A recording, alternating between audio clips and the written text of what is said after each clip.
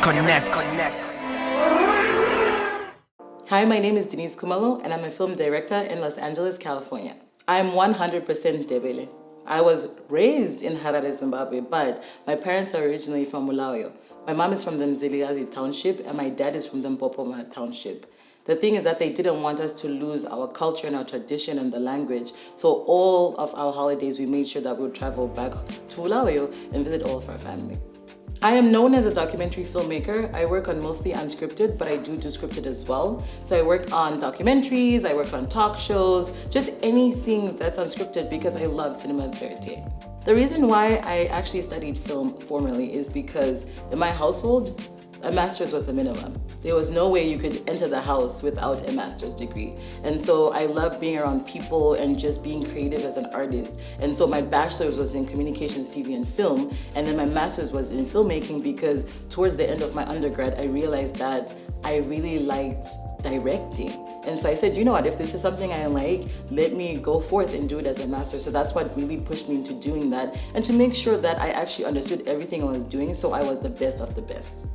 Being a young African woman in Los Angeles is actually very, very tough because it's all men. It's always men.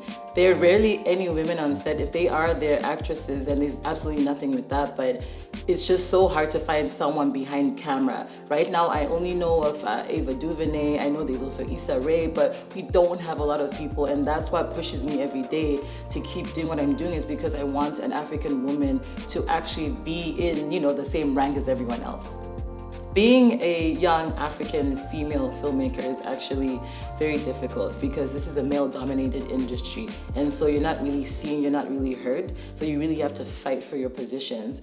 And there are lots of times where men on set don't respect me, they don't listen to me, just because I'm a woman. Even though I'm in a higher rank, they just can't handle that. And I just learned that you've had to communicate well. You have to let them know that you're not here to take their place. You're here to work as a team and just to be honest.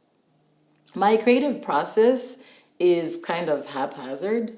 I don't really have a structure because honestly, it just comes to me. There are times I'm sitting or watching something, an idea pops into my head. But there are times where I'm sitting with my friends and we're just having a meeting and we just talk and we bounce ideas off each other. So it's different ways. Or someone will come up to me and say, hey, you know what? It would be nice if you made that film. So there's so many different ways I create, but usually I create what I'm feeling at the time.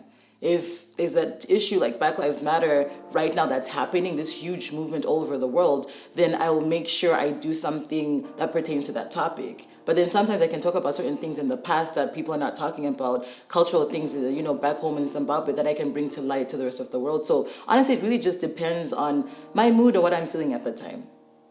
My stories are always inspired by things that have happened to me or around by the people that I love and care for. So for example, I have no hair. So I made sure that I did a film about my hair because I cut it off, and for Black women, your hair is seen as your crown. But then that doesn't mean because you cut your hair, you don't have your crown. And so I make sure it's relatable. Anything that's happened to me, anything that's happened to someone else, and then also really important issues when it comes to people of color.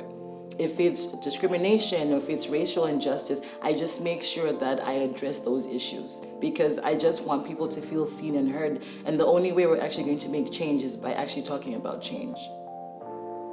The process of making Kailami came because I've been in the States for so many years. And when I'm in America, I'm not Black enough. When I'm in Zimbabwe, I'm not African enough. And so I am constantly in limbo. And I wanted to show people how it felt for me through my eyes because Africa is always seen as a third world country. Everyone's suffering, it's so bad. But I grew up there and it was absolutely beautiful. So I wanted to show a true representation of what Africa looks like from my eyes. So that's why I made sure I went back to Zimbabwe so that I could show people my country and how beautiful it is. And then also to showcase its talent and to show that I've grown and I've changed, but not in a bad way. Because yes, I'm still Zimbabwean, but I am living in America as well.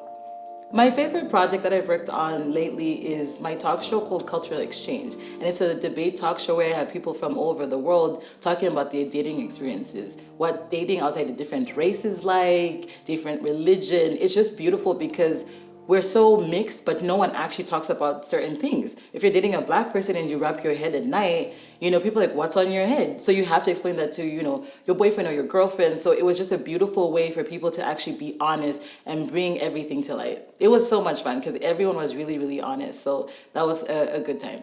My version of success is honestly being mentally and physically happy.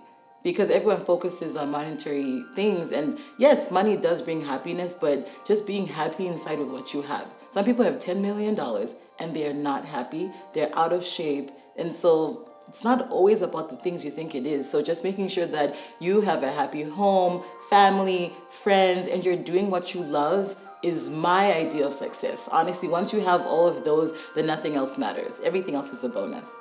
My dream collaboration would definitely be with Issa Rae. I'm obsessed with her. I love Insecure, so I'd love to work with Issa and Ava DuVernay as well. I'd love to work with her because she's done such thrilling and such deep documentaries. So those two people are definitely my want-tos. Let me think. One person that I wish I had done a collaboration with was John Singleton. I actually met him.